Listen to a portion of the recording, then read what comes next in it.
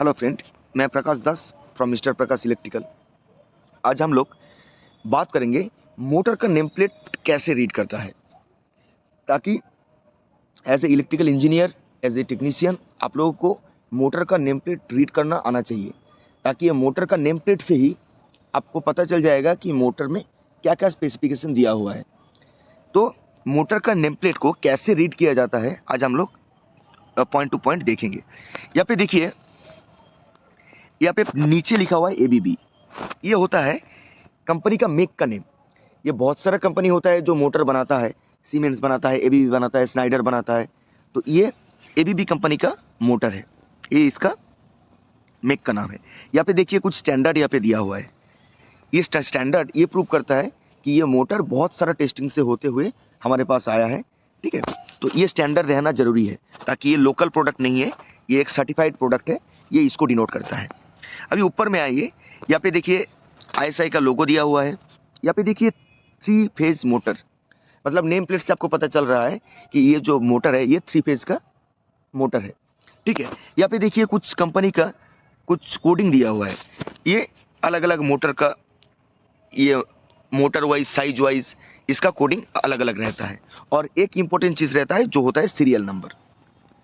ये अलग अलग मोटर का अलग अलग सीरियल नंबर रहता है, ताकि एक एक मोटर को आइडेंटिफाई कर पाए। ठीक है, तो इसके बाद हम लोग आएंगे टेक्निकल स्पेसिफिकेशन पे है, जो हम लोगों का एक्चुअल रिक्वायरमेंट है। यहाँ पे देखिए पहले लिखा हुआ है AMB 50 डिग्री सेंटीग्रेड। ये AMB का मतलब क्या है? AMB का मतलब होता है एम्बाइन टेम्परेचर। एम्बाइन टेम्परेचर मतलब मोटर का सराउंडिंग टेम्परेचर, ताकि जो मैन्युफैक्चरिंग मोटर को बना रहा है उसको पता नहीं है कि आप उसको कहाँ पे यूज़ करेंगे। हो सकता है हॉट जोन में आप उसको यूज़ करेंगे, हो सकता है आप उसको कोल्ड जोन में यूज़ करेंगे। तो ये अलग अलग जगह के लिए अलग अलग टेम्परेचर तो बनाना पॉसिबल नहीं है। तो ये क्या करता है कि एक स्पेसिफाई करके इसका वाइंडिंग को ये लोग मेक करता है, कि ताकि एम्बाइन टेम्परेचर अगर इस मोटर के लिए 50 डिग्री सेंटीग्रेड से ऊपर जाएगा तो इसका वाइंडिंग में, इसका इंसुलेशन में प्रॉब्लम आ सकता है। ठीक है, उसके बाद देखिए यहाँ पे है INSCL। इसका मतलब क्या है? इसका मतलब होता है इंसुलेशन क्लास, ताकि मोटर का जो वाइंडिंग है उसमें इंसुलेटेड किया रहता है एक दूसरे से। तो वो इंसुलेशन जो किया रहता है वो कितना टेम्परेचर तक वो सह पाएगा, ताकि अगर ज़्यादा टेम्परेचर हो जाएगा तो वो इंसुलेशन क्या होगा, पिघल जाएगा। अगर इंसुलेशन मेरा पिघल जाएगा तो मेरा क्या होगा, वाइंडिंग शॉर्ट सर्किट हो जाएगा। तो हम लोगों को ये जानना जरूरी है कि मेरा वाइंडिंग का जो इंसुलेशन है वो कितना डिग्री टेम्परेचर तक वो सस्टेन कर पाएगा। तो ये थ्योरी में इसका एक ग्राफ दिया हुआ है, इंसुलेशन का कोडिंग दिया हुआ है, जिसमें रहता है YAEBFHC, ऐसे करके इसका एक टेम्परेचर का पैरामीटर दिया रहता है। तो उस पैरामीटर के हिसाब से ये जो एफ है, ये एफ का कोडिंग ये डिनोट करता है कि मोटर का 155 डिग्री टेम्परेचर तक इसका वाइंडिंग का जो इंसुलेशन है वो झेल सकता है। 155 डिग्री टेम्परेचर अगर इसमें राइज हो गया तो इसका जो वाइंडिंग इंसुलेशन है ये डैमेज नहीं होगा। अगर उसके ऊपर ये जाएगा तब इसका इंसुलेशन लेवल डैमेज हो सकता है। तो ये होता है इंसुलेशन क्लास का मीनिंग। अभी देखिए और एक है IP। यहाँ पे देखिए दिया गया है IP। IP का मतलब क्या होता है? IP का मतलब होता है इनग्रेस प्रोटेक्शन। इनग्रेस प्रोटेक्शन का मतलब क्या होता है? ये हर कोई इलेक्ट्रिकल एंड इलेक्ट्रॉनिक्स चीज़ के ऊपर आप लोगों को नज़र आता होगा। ये IP प्रोटेक्शन, इसको बोला जाता है इनग्रेस प्रोटेक्शन। इसमें देखिए 2 डिजिट रहता है। ये देखिए IP 55 यहाँ पे दिया गया है। ये 2 डिजिट, ये पहला डिजिट जो है ये डिनोट करता है ये कितना सॉलिड प्रूफ है। सॉलिड का मतलब डस्ट हो सकता है, स्मोक हो सकता है, ये कितना सॉलिड प्रूफ है। और इसका बाद जो सेकंड वाला डिजिट है ये डिनोट करता है ये कितना लिक्विड को रेजिस्ट कर पाएगा। पहला डिजिट ये इंडिकेट करता है कि ये कितना सॉलिड पार्टिकल को ये रेजिस्ट कर पाएगा, और दूसरा जो डिजिट है वो डिनोट करता है ये कितना लिक्विड पार्टिकल को ये कितना रेजिस्ट कर पाएगा। तो ये जो मेरा पहला डिजिट है, ये जो डस्ट पार्टिकल का है, ये मैक्सिमम है 7 तक। 7 है मैक्सिमम, 1 है मिनिमम, 0 होता है एकदम मिनिमम। मतलब ये 7 है, मतलब ये पूरी डस्ट प्रूफ है। और ये जो सेकंड डिजिट है ये जाता है मैक्सिमम आपका 9 तक। मतलब ये 9 मतलब ये पूरी वाटर रेजिस्टेंस है। तो इस हिसाब से आप अगर देखेंगे कि इसका 7 मैक्सिमम है, इसका 9 मैक्सिमम है, तो इसके रिगार्डिंग आप समझ पाएंगे कि इसमें क्या और कितना प्रोटेक्शन डस्ट और सॉलिड से दिया गया है। ठीक है, ये होता है आईपी प्रोटेक्शन, मतलब इनग्रेस प्रोटेक्शन, मतलब ये कितना डस्ट को रेजिस्ट कर पाएगा मोटर में वो घुसने से, और कितना लिक्विड को ये रेजिस्ट कर पाएगा। ये होता है आईपी प्रोटेक्शन, मतलब इनग्रेस प्रोटेक्शन। अभी उसके बाद देखिए यहाँ पे क्या दिया है, यहाँ पे दिया हुआ है देखिए भी, मतलब वोल्टेज, मतलब हम जो वोल्टेज मोटर को प्रोवाइड करेंगे ये उसका रेटेड वोल्टेज है। रेटेड वोल्टेज क्या दिया हुआ है, यहाँ पे देखिए 415 दिया हुआ है, मतलब हम लोग अगर ये मोटर में 415 वोल्ट तक इसको मैक्सिमम सप्लाई दे पाएंगे। यहाँ पे देखिए उसके बगल में एक डी लिखा हुआ है। डी का मतलब क्या है, ये डी का मतलब यही है कि मोटर का जो कनेक्शन है वो डेल्टा के लिए प्रेफरेबल है। मोटर में जो कनेक्शन हम लोग करेंगे वो डेल्टा कनेक्शन करेंगे, ताकि डेल्टा कनेक्शन के हिसाब से इसका मोटर का मैन्युफैक्चरिंग किया गया है। ये इस चीज़ को डिनोट करता है। यहाँ पे देखिए 10% प्लस माइनस दिया हुआ है, ये होता है टॉलरेंस, ताकि देखिए 415 तो एक्चुअल में वोल्टेज देना, एक्यूरेटली वोल्टेज देना पॉसिबल नहीं है, तो हर चीज़ में एक टॉलरेंस रहता है, ताकि 10% हम उसको ज़्यादा भी दे सकते हैं, 10% उसको कम भी दे सकते हैं, तब भी ये जो मेरा मोटर है without any damage, without any losses, ये मोटर मेरा फुलफिल चलेगा, इसमें कोई प्रॉब्लम नहीं आएगा। तो ये तो समझ में आ गया। अभी देखिए ये है हर्ट्ज, ये तो सबको पता ही है, ये है फ्रीक्वेंसी। तो मेरा इंडिया का जो रेटेड फ्रीक्वेंसी है वो होता है 50 हर्ट्ज। इसमें भी देखिए 5% टॉलरेंस दिया गया है, मतलब 5% फ्रीक्वेंसी अप भी हो सकता है और डाउन भी हो सकता है, तब भी जाके मोटर में कुछ प्रॉब्लम मेरा नहीं आएगा। उसके बाद देखिए ये क्या दिया हुआ है, R/मिनट। इसका मतलब होता है रोटेशन पर मिनट, मतलब ये जो मोटर को हम लोग अगर 415 वोल्ट सप्लाई दे देंगे, 50 हर्ट्ज सप्लाई दे देंगे, तो ये जो मोटर है ये 1 मिनट पर ये 1455 बार ये रोटेट करेगा, रोटेशन पर मिनट। और इसका और एक नाम है रेवोल्यूशन पर मिनट। ये दोनों यही दर्शाता है कि मेरा जो मोटर का शाफ्ट है और जो रोटर है वो पर मिनट पे कितना बार ये घूमेगा, अगर इसको रेटेड सप्लाई प्रोवाइड किया जाए। तो यहाँ पे अगर 415 वोल्ट हम लोग अगर यहाँ पे प्रोवाइड करेंगे, 50 हर्ट्ज अगर प्रोवाइड करेंगे, तो मेरा जो शाफ्ट है, जो मेरा रोटर है, वो पर मिनट पे 1455 बार ये रोटेट करेगा। इसका मतलब यही है। अभी देखिए मोटर है तो इसका तो कुछ ना कुछ रेटिंग तो होगा, किलोवाट तो रेटिंग होगा। तो ये जो मोटर है ये 7.5 किलोवाट का है।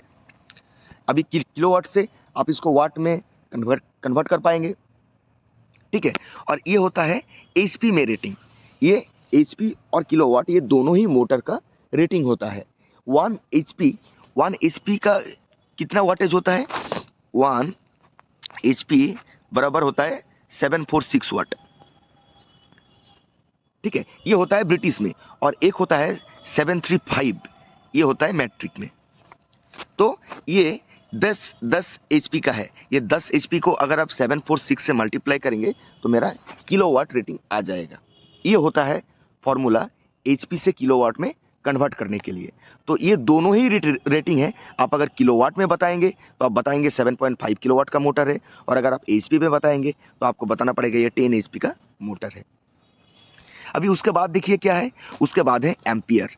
एम्पियर क्या है, ये करंट का रेटिंग होता है, करंट का यूनिट होता है। मतलब ये मोटर, अगर हम मोटर को रेटेड वोल्टेज अप्लाई करेंगे, रेटेड फ्रीक्वेंसी अप्लाई करेंगे, तो ये मोटर मेरा फुल लोड में 15.30 एम्पियर करंट ये लेगा।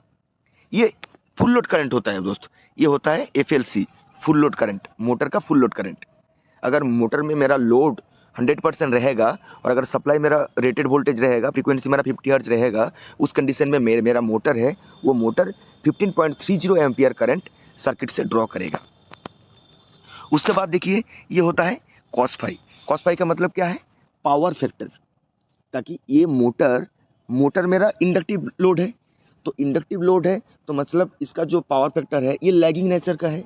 और हम लोग क्या चाहते हैं कि पावर फैक्टर जितना हो सके मैक्सिमम टू मैक्सिमम यूनिटी की तरफ ये रहना चाहिए, ताकि मेरा सर्किट में लॉसेस कम हो। लेकिन इंडक्टिव लोड के लिए ये यूनिटी होना पॉसिबल नहीं है, unity only for resistive load के लिए होता है। तो ये पावर फैक्टर भी जानना हम लोगों को बहुत ज़रूरी है, ताकि सर्किट में जो लॉसेस हो रहा है उसको हम लोग आइडेंटिफाई कर पाएंगे, उसको हम लोग कैलकुलेशन कर पाएंगे, ताकि मोटर का जो पावर रेटिंग होता है, ये किलोवाट जो रेटिंग होता है, उसमें भी ये वोल्टेज और करंट के साथ साथ मेरा पावर फैक्टर को भी चाहिए, तभी जाके मेरा जो रेटिंग पावर है, पावर का जो रेटिंग है वो हम लोगों को मिलेगा। अगर कॉस फाई नहीं रहेगा, कॉस फाई का ये जो रीडिंग है वो नहीं मिलेगा हम लोगों को, तो ये किलोवाट का रेटिंग हम लोग निकाल नहीं पाएंगे। ये जितना नियर टू 1 रहता है उतना सिस्टम के लिए अच्छा होता है। तो यहाँ पे देखिए 0.77 में इसका वैल्यू दिया रहता है, ठीक है। इसके बाद देखिए एफिशिएंसी, आप लोगों को बोला कि ये कॉस फाई के ऊपर डिपेंड करता है लॉसेस, और ये लॉसेस के ऊपर डिपेंड करता है एफिशिएंसी। मतलब ये पावर फैक्टर मेरा जितना 1 की तरफ जाएगा, मेरा एफिशिएंसी भी क्या होगा, उतना मेरा 100% की तरह उसके तरफ ही पहुंचेगा। अभी इस कंडीशन में देखिए मेरा कॉस फाई बहुत कम है, इसलिए सर्किट में लॉसेस ज़्यादा है, और यहाँ पे देखिए एफिशिएंसी भी देखिए 88.70 है। ये होता है मेरा एफिशिएंसी, ठीक है। एफिशिएंसी हमेशा परसेंटेज में होता है, ये 88.70% में दिया रहता है। अभी उसके बाद देखिए यहाँ पे क्या है, यहाँ पे देखिए ड्यूटी। ये ड्यूटी के बारे में हम लोग बाद में इसको चर्चा करेंगे, ताकि ये ड्यूटी ये एक लंबा टॉपिक है। ये मोटर, ये ड्यूटी साइकिल ये इंडिकेट करता है कि मेरा मोटर किस तरह चलेगा। हो सकता है मेरा ऐसा लोड का रिक्वायरमेंट है जहाँ पे मेरा मोटर कंटिन्यूअसली 24/7 आवर चलेगा, और हो सकता है मेरा मोटर का ऐसी रिक्वायरमेंट है जहाँ पे मेरा मोटर आधा घंटा चलेगा, उसके बाद 6 घंटा के लिए बंद रहेगा, फिर वो आधा घंटा चलेगा। या फिर ऐसे भी हो सकता है कि आपका मोटर का इस तरह आपका रिक्वायरमेंट है कि आपका मोटर 1 मिनट चले उसके बाद बंद हो जाए, फिर 1 मिनट चले उसके बाद बंद हो जाए। तो ये मोटर किस तरह चलेगा, इसके ऊपर डिपेंड करता है मोटर का करंट, मोटर का इंसुलेशन लेवल, और इसी को इंडिकेट करते हुए मोटर को 4 क्लास में डिवाइड किया गया है। Duty cycle S1, duty cycle S2, duty cycle S3, duty cycle S4। तो अभी के लिए ये जान लीजिए कि ड्यूटी साइकिल S1 का मतलब यही है कि आप ये मोटर को कंटिन्यूअसली चला पाएंगे। अभी आप एक छोटा सा एग्जाम्पल देख लीजिए कि आपका जो क्रेन का मोटर है, वो क्रेन का मोटर क्या कंटिन्यूअसली चलता है? नहीं चलता है। आप किसी मटेरियल को ऊपर कर रहे हैं तो तब ये होइस्ट ऑन करेंगे, तब वो मोटर चलेगा। अब क्या करेंगे, वो मटेरियल को उठाएंगे, फिर मटेरियल को ड्रॉप कर देंगे, तब फिर से मोटर चलेगा। फिर थोड़ा देर रुक जाएंगे, क्रेन तो कंटिन्यूअसली नहीं चलेगा, वो इंचिंग ऑपरेशन में चलेगा। तो इसीलिए कौन सा मोटर इंचिंग ऑपरेशन में चलेगा, कौन सा मोटर कंटिन्यूअसली चलेगा, इसको नोटिस करते हुए जो मेरा ड्यूटी क्लास है उसको 4 क्लास में डिवाइड किया हुआ है, S1, S2, S3, S4। तो ये S1 का मतलब होता है कि कंटिन्यूअसली रनिंग मोटर। तो यही होता है मोटर का स्पेसिफिकेशन। पहले देखिए, पहले है एम्बाइन टेम्परेचर, एक एक करके और एक बार रिवाइज कर लीजिए। बाकी सारा चीज़ तो मेरा कंपनी का मेक है, ISI स्टैंडर्ड है, ये सब जरूरी नहीं है। यहाँ पे देखिए और एक चीज़ है, ये भी जानना बहुत ज़रूरी है। यहाँ पे देखिए और एक इम्पोर्टेंट चीज़ दिया है, ये जो दिया गया है, ये होता है मोटर का बियरिंग का कोडिंग। हर एक बियरिंग में अलग अलग कोडिंग रहता है। तो आप मोटर का नेम प्लेट देख के ये समझ जाएंगे कि आपका मोटर में ड्राइविंग एंड में कौन सा वाला बियरिंग लगा हुआ है एंड नॉन ड्राइविंग एंड में कौन सा वाला बियरिंग दिया गया है। अभी थोड़ा सा जूम करके देखिए, मोटर के शाफ्ट देखिए इस साइड है। मतलब क्या है कि आपका ड्राइविंग एंड में जो बियरिंग दिया गया है उसका कोडिंग ये है, और इस साइड क्या है, नॉन ड्राइविंग एंड है। ये नॉन ड्राइविंग एंड में देखिए बियरिंग का कोडिंग ये दिया गया है। अगर फर्दर इन फ्यूचर आप अगर बियरिंग को चेंज करेंगे तो आप मोटर को बिना खोले आप बियरिंग को पता कर पाएंगे कि उसका बियरिंग का कोडिंग क्या है। उस कोडिंग से आप बियरिंग को ले आ पाएंगे, ठीक है। इसलिए नेम प्लेट पे ये बियरिंग का कोडिंग भी इंक्लूडेड रहता है। तो आई थिंक समझ में आपको आ गया होगा कि यहाँ पे एम्बाइन टेम्परेचर क्या होता है, इंसुलेशन क्लास क्या होता है, IP रेटिंग क्या होता है, ये होता है वोल्टेज, ये होता है फ्रीक्वेंसी, ये होता है RPM रोटेशन पर मिनट, ये होता है किलोवाट मोटर का रेटिंग, ये होता है HP, ये है और एक यूनिट पावर का, ये होता है मोटर का फुल लोड करंट, ये होता है मोटर का पावर फैक्टर, ये होता है मोटर का एफिशिएंसी और ये होता है मोटर का ड्यूटी साइकिल। तो ये सारा चीज़ सफिशिएंट है एक मोटर का स्पेसिफिकेशन को जानने के लिए। मोटर का अंदर में क्या है, उसका कनेक्शन क्या है, उसका वाइंडिंग कैसे कनेक्शन किया रहता है, उसका इंसुलेशन क्लास क्या है, ये सारा चीज़ मोटर का नेम प्लेट से ही हम लोगों को पता चल जाएगा। इसीलिए मोटर का नेम प्लेट को रीड करना बहुत इंपॉर्टेंट हो जाता है। ठीक है, आई थिंक आप लोगों को नेम प्लेट कैसे रीड करता है ये समझ में आ गया होगा। फिर भी अगर कोई सभी पॉइंट में आप लोगों को डाउट रहा होगा तो आप लोग कमेंट कीजिए, हम कमेंट में उसका सलूशन करेंगे। तो आज के लिए यही तक, थैंक यू।